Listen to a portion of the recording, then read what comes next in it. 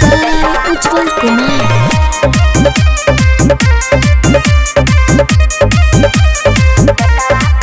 साली लेलू बाला झाड़ी हाँ जी कहाँ के बतैयारी मेला के साली लेलू बाला झाड़ी कहाँ के बतैयारी जाता नहीं के झूठेला तोहर हंसी हाँ। हंसी हंसी के दिलवा में ठेके सुनी ना का हो पटना से आरा दशहरा नु देखे चली जीजा संगे बुलेटवा को लेके चली जीजा संगे बुलेटवा को लेके ठीक बा चला जाई श्रद्धा डिजिटल रिकॉर्डिंग स्टूडियो चिरैया। सारा धाबा साली के रामो राजवन पुरा अच्छा।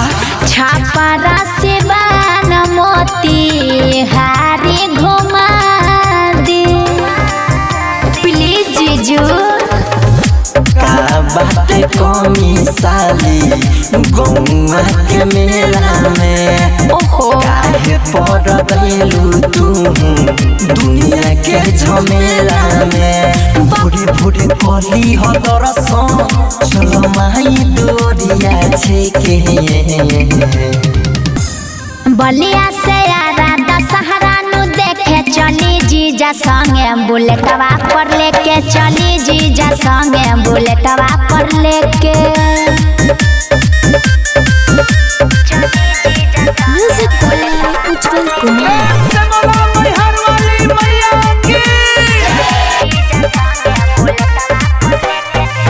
राइटर मिथल सके बात हम मनले तब जाए लागी मैहर जिदय जीजा खनने बुझनी